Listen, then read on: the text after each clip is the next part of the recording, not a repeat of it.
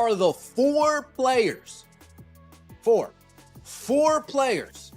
that the Indiana Fever should core to make sure that no team can touch them heading into the expansion. Remember, you just lose these players straight up. You don't get anything back for the players. They're gone. We didn't get anything for Temi, did we? No, exactly. Welcome back, WNBA fans. This is a story you're definitely going to want to hear. A major controversy is surrounding the Indiana Fever, with reports claiming that Stephanie White has made a shocking move involving 5 Fever players following alleged locker room drama. Let's get into the video. The Indiana Fever have taken over social media feeds and headlines, making them one of the biggest topics in women's basketball. People are talking about them everywhere you look. The future of sports is becoming a major topic of discussion, while podcasts analyze every move the team makes. After every game, social media goes crazy. However, what if the real story isn't happening on the court? What if all the incredible plays, victories, and defeats we've been watching have simply been a distraction from the real drama happening behind closed doors? Whispers about a broken locker room have grown into a roar that can no longer be ignored or dismissed as simple rumors. Behind the highlight reels, post-game interviews, and carefully planned press conferences, something much bigger may be happening. It appears that head coach Stephanie White has finally taken action, carrying out a strategy that may have been developing for months, with the sudden and deliberate removal of 4 players in quick succession. If you appreciate this content, consider giving this video a like and subscribing to the channel.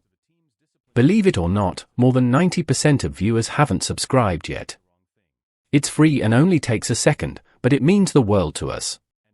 So, have you subscribed already? Great! Thank you so much for your support. Now, back to the video. But was this really about building the right roster and creating a stronger team, the kind of difficult decisions championship organizations sometimes have to make? Or was it a last-ditch effort to regain control of a team that was on the edge of completely falling apart? Could this have been a desperate attempt to save a season that was already starting to fail? As the Fever's internal conflicts have started to come into the spotlight, the basketball community has been watching with a mixture of curiosity, concern, and growing interest. What started as unclear rumors whispered through arena hallways and unverified reports from unknown sources has now developed into what could become a major organizational crisis, potentially damaging what many believed would be a very important season for the franchise. The question everyone is asking is simple but extremely important. What actually happened in Indianapolis? To understand the current crisis, we have to go back and look at how everything began. This wasn't always the situation for the Indiana Fever. Just a few years ago, they were considered one of the stronger teams in the league, a symbol of stability and professionalism in their organization. Championship banners were hanging proudly, and their fan base remained loyal and passionate. But professional sports can be unforgiving, and eventually, the Fever had to face the same reality every organization eventually faces: rebuild or risk becoming outdated. The decision to hire Stephanie White was not made quickly or without careful thought. The front office spent countless hours studying film from her previous coaching jobs, conducted detailed interviews, and spoke with people around the league. White had an impressive background, having succeeded at several levels of basketball.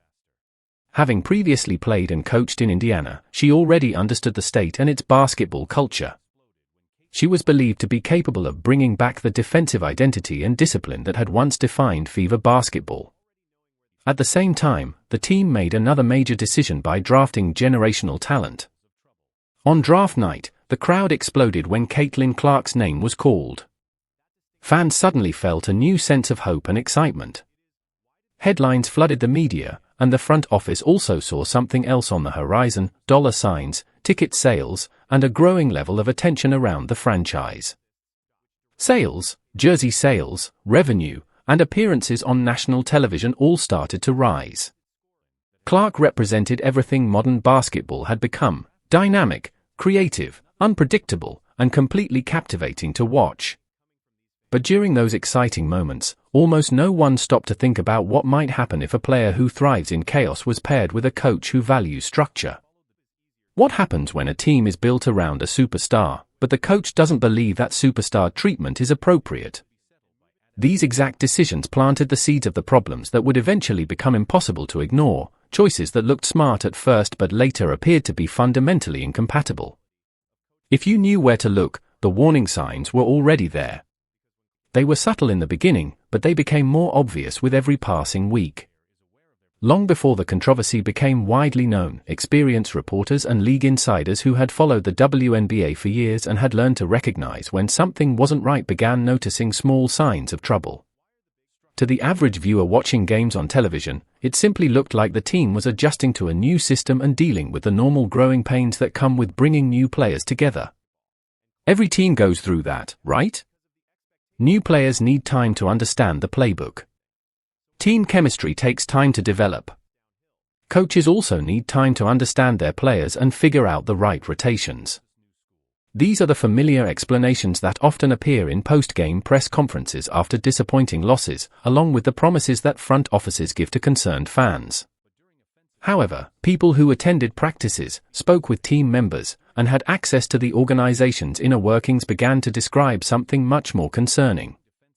There appeared to be a basic conflict between different philosophies and playing styles, and that conflict was slowly damaging the team's unity. Coach Stephanie White, known throughout the basketball world for her tough defensive approach and direct personality, was now leading a roster filled with some of the game's most explosive offensive players.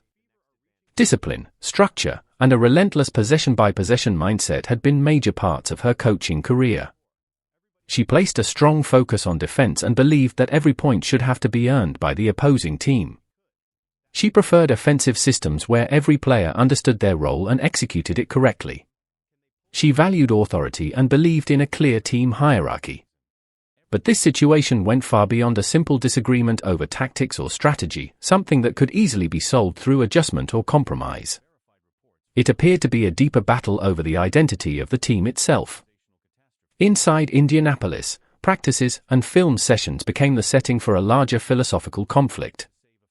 It was creativity versus experience, structure versus freedom, and old school versus new school. And just like any major internal conflict, this one was eventually going to create casualties. Anyone watching closely could sense the tension. During timeouts, body language seemed to tell a story that words never could. When defensive instructions were being given, players would nod as if they were listening, but during offensive discussions, some would look at one another and communicate silently. When a particular play was called, some players appeared frustrated, and when a teammate took a shot that wasn't part of the system, others would subtly shake their heads. During games, the mood on the bench could change dramatically, revealing a team that didn't always look completely united. After an impressive defensive stop, everyone might jump to their feet and celebrate together. But after an offensive highlight, half of the bench could remain seated, offering only a quick reaction. Longtime WNBA veterans could recognize the signs. They had seen these situations before because many of them had experienced dysfunctional teams themselves. Sources close to the group reportedly described a coaching staff struggling to maintain control, players forming different sides, and heated conversations happening behind closed doors. One report claimed that White regularly stopped practice to correct offensive positioning, only for a player to point out that the original positioning had actually created an open shot. Another account described a film session where the room seemed divided both physically and emotionally, with some players sitting in the front rows and agreeing with White's points while others sat farther back with their arms crossed, clearly disengaged. In an attempt to control the growing problem, the front office reportedly held private meetings with key players, brought in sports psychologists to help improve team chemistry, and even asked other coaches around the league for advice on handling strong personalities. But the truth had a way of escaping, just like water slowly finding its way through the cracks of a dam. Eventually, something had to break.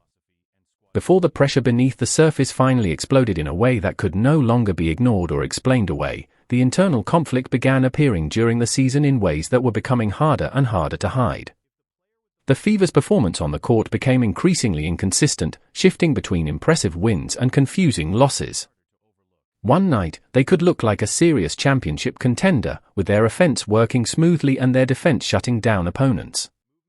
Then, suddenly, they would struggle against teams they should have been capable of defeating comfortably, looking disorganized, frustrated, and uninspired. Even the post-game interviews began to feel like exercises in reading between the lines. White would express her frustration with players who weren't fully buying into her system, emphasizing her commitment to the plan and the importance of doing things the right way. Meanwhile, players would give careful answers about how they were still learning to play together and trying to figure things out. These diplomatic responses only made the hidden frustrations more obvious. As the deeper meaning behind their words became easier to notice, the media began asking more direct questions about the coaching philosophy and the team's overall chemistry. Social media also became another battleground where the conflict started showing itself in subtle ways. Players who had once interacted with each other regularly online suddenly stopped liking one another's posts. Some players began sharing motivational quotes about staying true to yourself or refusing to let other people dim your light, messages that seemed as though they were directed toward a specific person or situation. Once fans started noticing these patterns, they began creating detailed threads analyzing who attended whose parties, who belonged to whose social circle, who appeared genuinely happy, and who seemed to simply be going through the motions. According to several people who spoke on the condition of anonymity, the divide behind the scenes was becoming increasingly difficult to ignore.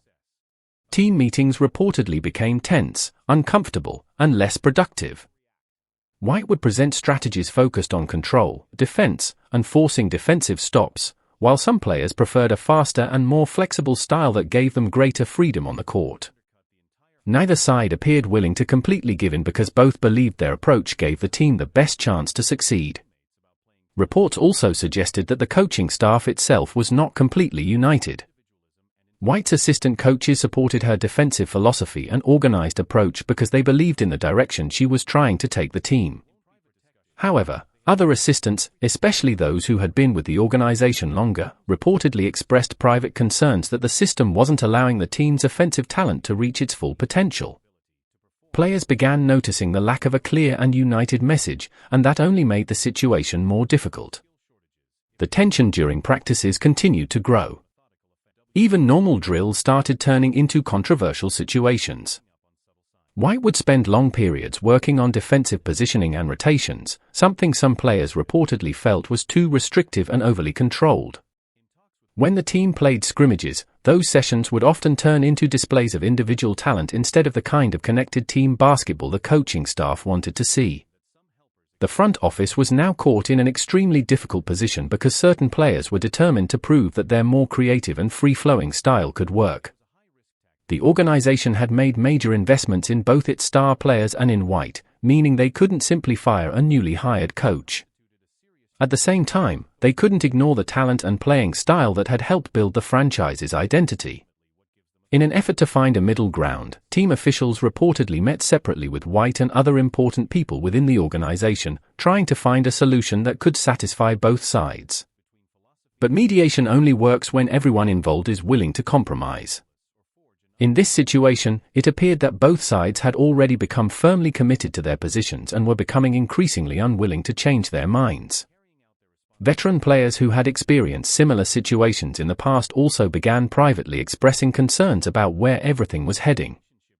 They had seen teams fall apart before, and they understood how quickly internal disagreements could turn into something much bigger. They had witnessed promising seasons being destroyed by internal conflict, so they tried to step in and mediate between the different sides, acting as peacemakers whenever possible.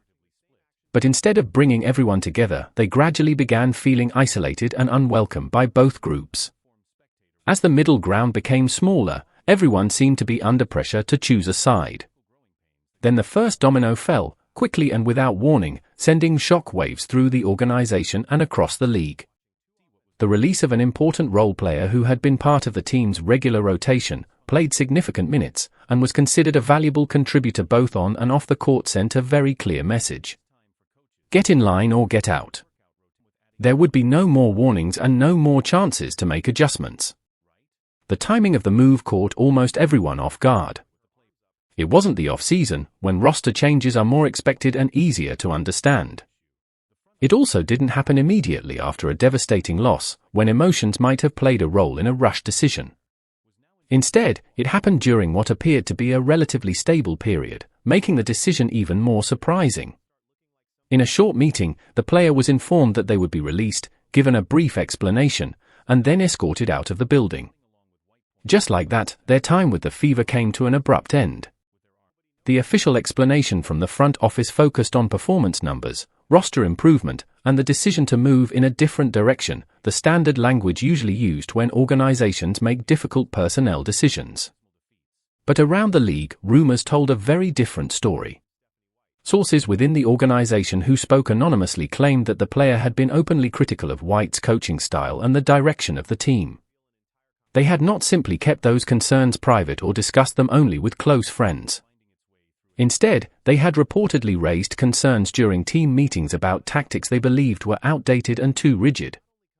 This player had become increasingly vocal, questioning defensive strategies that they believed were limiting the team's offensive creativity. According to anonymous insiders, the player had also become a voice for a growing group of players who felt restricted but were unwilling to speak publicly themselves. The release was therefore viewed by some as a classic power move, a warning shot sent directly into a divided locker room. Reports claim the player had said things along the lines of, "This isn't how modern basketball works anymore, and we're wasting talent trying to play a system from 20 years ago." If the reports were accurate, White's decision appeared to send a powerful message that open criticism would not be tolerated, that her authority was not up for debate, and that commitment to her system was expected. The message seemed obvious. It didn't matter how well you played, how popular you were with your teammates, or how long you had been part of the organization.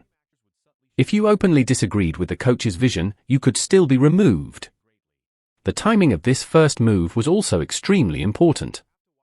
It seemed to come out of nowhere, surprising even people who had been closely following the team.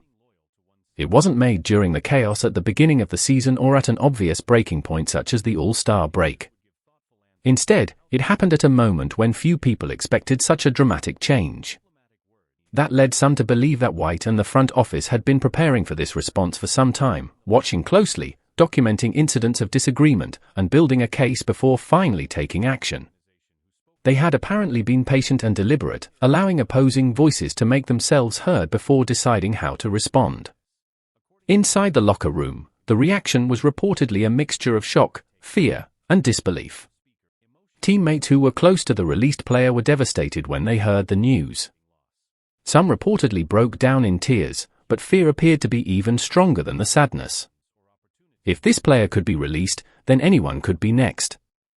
Talent, performance, and relationships within the organization suddenly seemed less important. Following the team's direction appeared to be the only thing that mattered. Some players reportedly contacted the released player privately, offering their support and admitting that they were confused by the decision.